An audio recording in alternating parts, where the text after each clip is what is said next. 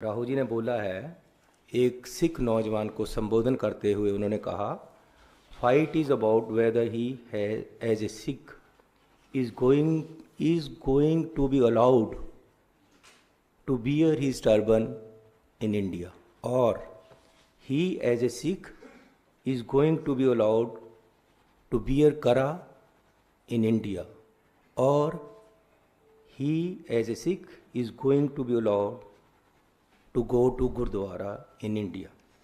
And thus that's what the fight is about, and not just for him, for all religions. उन्होंने चिंता जाहिर की है कि जिस तरीके से देश में दलित, SC, ST, OBC और मिनॉरिटीज़ को ट्रीट किया जा रहा है और जिस तरीके से इनके खिलाफ एक जहाज छेड़ा हुआ है बीजेपी ने हर तरीके से, आने वाले समय में ऐसा होगा या हो सकता है कि सिखों को टर्बन पहनने की भी अनुमति ना हो।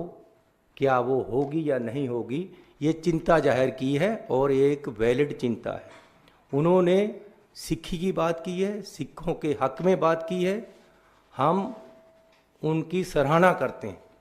और जिस तरीके से उन्होंने सिख धर्म के प्रति अपनी श्रद्धा दिखाई और श्री हरमंदिर साहिब में जाकर सेवा भी की है, अक्सर जाते हैं, उससे सिख उनसे प्रभावित हैं।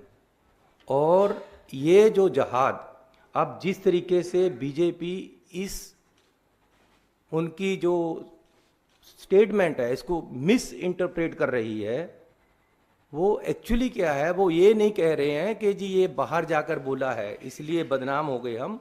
एक्चुअली उनको तकलीफ ये है कि राहुल गांधी जी ने सिखों के हक में बोला है। तकलीफ ये है कि इन्होंने सिखों के हक में क्यों बोला, इसलिए लड़ाई दूसरी तरफ से बनाकर सिखों को बदनाम करने की कोशिश की जा रही है और राहुल गांधी जी को बदनाम करने की कोशिश की जा रही है।